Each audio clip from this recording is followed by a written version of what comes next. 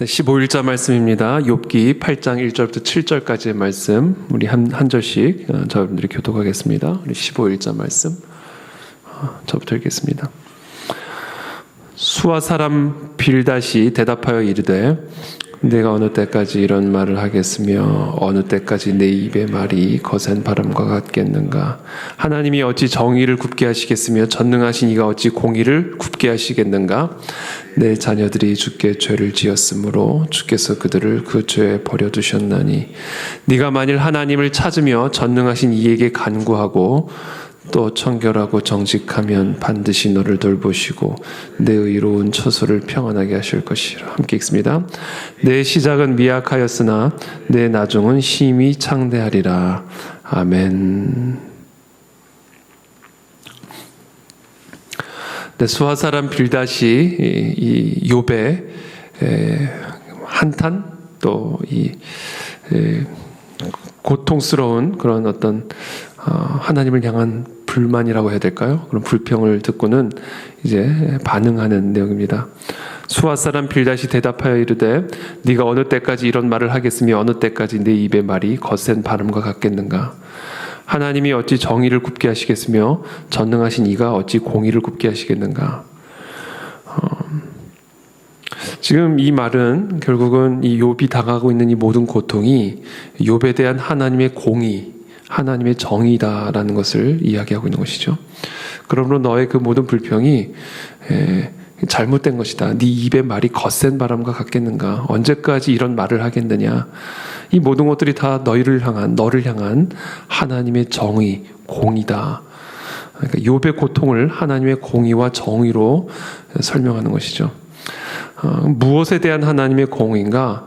4절에 네 자녀들이 주께 죄를 지었으므로 주께서 그들을 그 죄에 버려두셨나니. 너의 자녀들이 하나님 앞에 죄를 지었기 때문에 그 죄에 대한 정의, 공의로운 결과로 이 모든 고통이 너에게 임했으니 너가 도대체 언제까지 이런 불평과 하나님을 향한 원망의 말을 하겠느냐라는 이야기를 하고 있는 것이죠. 5절에 네가 만일 하나님을 찾으며 전능하신 이에게 간구하고 또 청결하고 정직하면 반드시 너를 돌보시고 네 의로운 처소를 평안하게 하실 것이라. 그러므로 그 하나님의 공의, 정의로운 결과를 겸손하게 받아들이고 하나님을 찾아라. 전능하신 이에게 간구하라. 그리고 또한 청결하고 정직하게 행하라. 그러면 하나님이 너를 돌보실 것이고 너의 그 의로운 처소를, 가정을 평안하게 하실 것이다. 그렇지 않았기 때문에 이 모든 고통이, 환난이 너에게 임한 것이다. 이것이 다 너가 하나님을 찾지 않고 전능하신 이에게 간구하지 않고 청결하고 정직하게 행하지 않은 그 결과로 임한 하나님의 공의요 정의다. 7절에 네 시작은 미약하였으나 네 나중은 심히 창대하리라. 오늘 이 빌닷은 이 욥의 고통을, 이 모든 것이 욥의 행위의 결과 또는 욥의 자녀들의 그 행위의 결과로 진단을 하고 있고 그것에 따른 하나님의 공의로운 심판으로 지금 설명을 하고 있고, 그래서 욥에게 올바른 행위를 촉구하고 있는 그런 본문의 내용입니다. 그런데 이 욥기 전체는 사실은 욥의 이 고통이 욥의 잘못된 행위의 결과로 임한 것임을 말해주는 것이 아니라 사실은 이 모든 것들이 다 하나님의 은혜다라는 것을 사실은 가르쳐주고 있는 책이 욥기입니다. 우리가 잘 알다시피 욥은 정말 의로운 사람이었고요. 또 어떤 잔치를 벌일 때마다 자신의 자녀들이 혹여나 범죄했을까 염려하여 잔치가 끝나면 항상 제사를 드림으로 자신의 자녀들의 그 모든 죄를 사함받는, 해결하는 아주 그런 철저한 의로운 그런 삶을 살았던 사람이고 또 그런 가정이었죠. 욥에게 고통이 임하게 된 이유는 사실은 이 사탄의 참소, 그런데 하나님은 이 욥의 이 마음의 중심을 어떻게 보면 확인하기 위해서 또 사단에게 그것을 확인시켜주기 위해서 이 모든 고통을 가하고 있는 것이죠. 그래서 이 친구의 진단은 사실은 잘못된 진단입니다.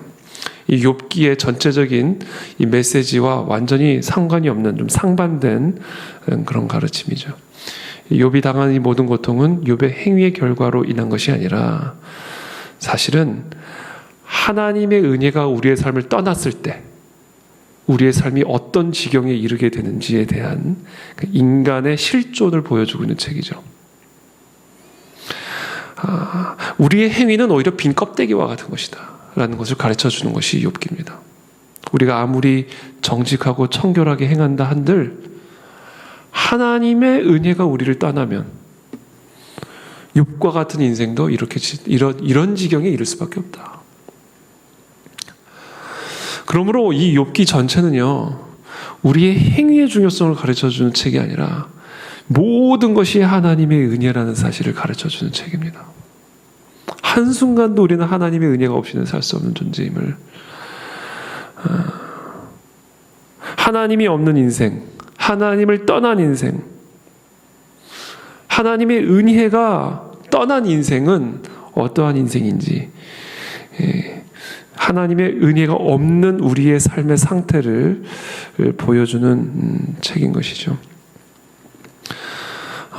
반면에 이 욥의 친구들은 그런 하나님의 의도와는 상관없이 끊임없이 너의 행위 때문이다, 너가 잘못된 행위를 했기 때문이다, 너의 자녀들의 잘못된 행위 때문이다, 이런 모든 어려움이 임한 것은 너희들의 행위에 대한 하나님의 공의요 정의다 라고 가르쳐줌으로써 사실은 맞는 말처럼 들리지만 계속해서 우리는 본능적으로 느끼죠. 이건 잘못된 얘기인데, 이건 틀린 얘기인데.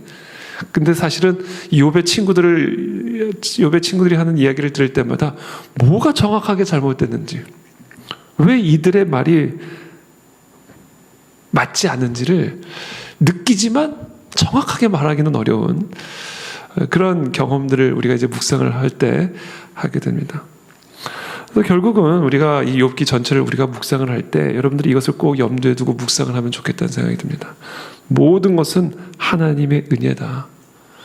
그리고 그 하나님의 은혜를 우리가 제대로 알았을 때 그것에 대한 올바른 반응, 그것이 하나님을 찾는 일이고 하나님에게 간구하는 일이고 하나님 앞에 청결하고 정직하게 행하는 행위가 나오는 것이지, 하나님의 은혜가 없이, 하나님의 은혜에 대한 감사가 없이 율법적으로 교리적으로 하나님을 찾고 간구하는 그런 삶이 아니다라는 것을 오늘 욥기는 우리에게 가르쳐주고 있습니다. 그래서 오늘 이 새벽에 우리가 다시 한번 기억해야 할 것은, 오늘도 우리의 삶을 이렇게 지탱시켜주고 있는 것은 나의 행위가 아니라, 나의 행위에 따른 하나님의 공의가 아니라 이것은 전적으로 하나님의 은혜다. 나의 행위와 상관없는, 나의 의지나 나의 노력과 전혀 상관없는, 이것은 그냥 주권적인, 그냥 일방적인 하나님의 은혜의 선물임을 오늘 이 새벽에 우리가 깊이 깨닫게 되기를 축복합니다. 오늘도 우리가 호흡할 수 있고 건강하게 살 수 있고, 오늘도 출근을 할 수 있고 돌아갈 수 있는 집이 있고, 오늘도 우리가 하루를 살아갈 수 있는, 그 누군가에게는 잃어버린, 영원히 가질 수 없는 그런 하루를 우리는 오늘도 가질 수 있음을 우리가 기억할 때, 이것이 어찌 우리의 행위의 결과라고 말할 수가 있겠어요?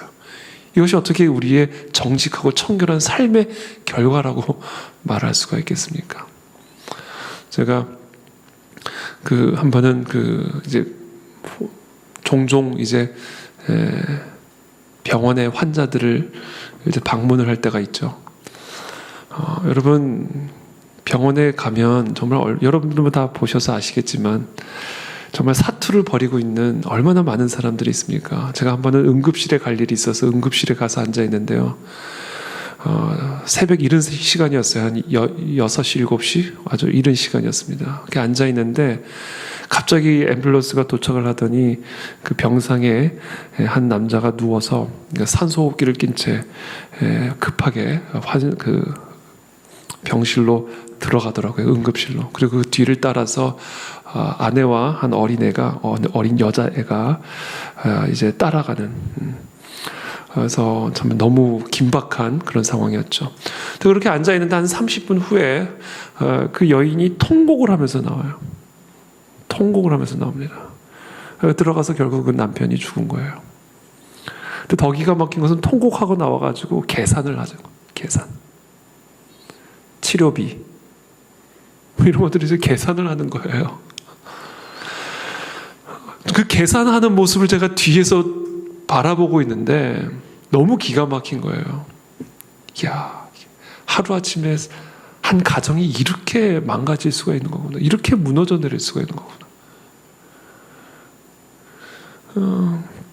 그 옆에 이제 조그만 딸이 아빠 어디 있어? 아빠 어디 있어? 무슨 일이 일어났는지 아무런 감각도 없어요. 아빠 어디 있어? 아빠 언제 와? 엄마 왜 울어? 그러고 있는 거죠. 그러니까 그런 모습을 그냥 제가 그냥 정말 파노라마처럼 뒤에 앉아서 그냥 쭉 쳐다보고 있는데 너무 기가 막히더라고요. 그러니까 우리가 그냥 일상적으로 누리는 일상이 누군가에게는 영원히 가질 수 없는 일상입니다. 누군가에게는 영원히 가질 수 없는 일상.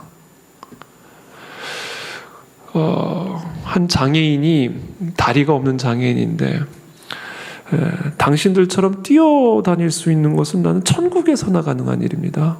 그 얘기를 하더라고요. 우리가 일상적으로 걸어다니고 일상적으로 뛰어다니고 일상적으로 가족과 함께 식사를 하고 우리가 누리는 이 일상적인 삶이요 누군가에게는 영원히 가질 수 없는 일상. 천국이나 가야 죄송합니다. 천국에 가야지 누릴 수 있는 그 일상을 우리는 지금 누리고 있다. 그럼 무슨 얘기야? 우리는 지금 천국을 살고 있다는 얘기예요. 이게 어떻게 우리의 행위의 결과라고 말할 수가 있겠어요? 지금 우리가 누리고 있는 이 일상의 복이 어떻게 우리의 정직함과 청결함의 열매라고 말할 수가 있겠습니까? 하나님의 은혜죠. 하나님의 선물이죠. 이것을 우리가 정말로 안다면 그 하나님의 은혜, 그 하나님의 선물로만 우리가 살아갈 수 있는 존재임을 정말로 기억한다면 어찌 우리가 감사하지 않을 수가 있고 그 하나님의 은혜 앞에 찬송하지 않을 수가 있겠어요. 그러므로 우리의 행위는 그 은혜의 깨달음으로부터 나오는 열매이지 조건이 아니다.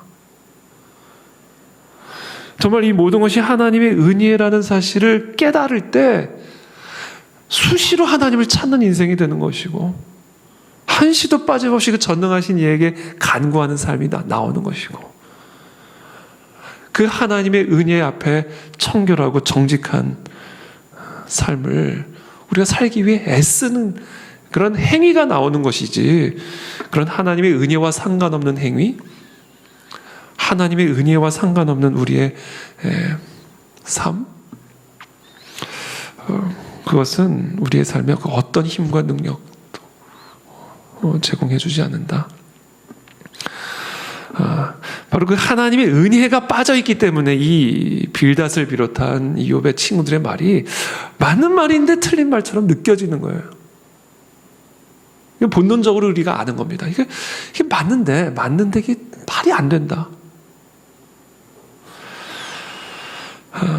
오늘 이 새벽에 정말 모든 것이 하나님의 은혜임을 여러 가지로 어려운 일도 있고 또 좀 마음에 안 드는 그런 상황들도 있을 수 있지만 그러나 모든 것이 그런 마음에 안 드는 상황조차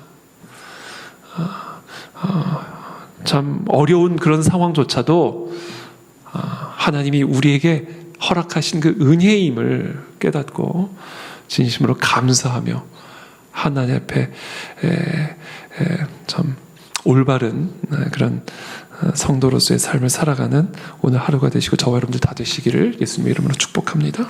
함께 기도하겠습니다.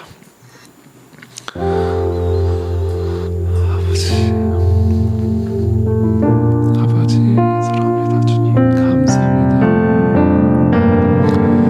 하나님 이 모든 것이 하나님의 은혜입니다.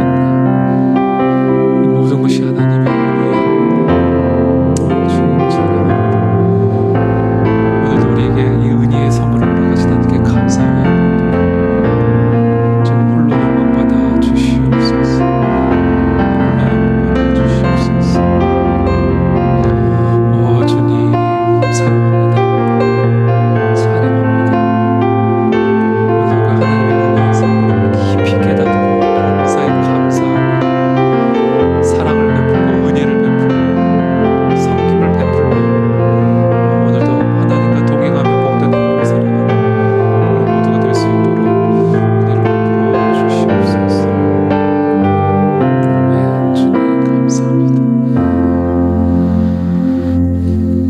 살아계신 하나님 감사합니다. 정말 모든 것이 하나님의 은혜임을 고백합니다. 오늘도 우리가 살아갈 수 있고 호흡할 수 있고 오늘도 함께 하나님을 예배할 수 있는 이 모든 것들이 다 하나님의 은혜의 선물임을 기억하고 하나님께 감사하며 하나님을 섬기고 하나님을 구하며 하나님 앞에 청결하고 정직한 그런 하나님의 백성다운 삶을 살아가는 오늘 하루가 될 수 있도록 은혜를 베풀어 주시옵소서.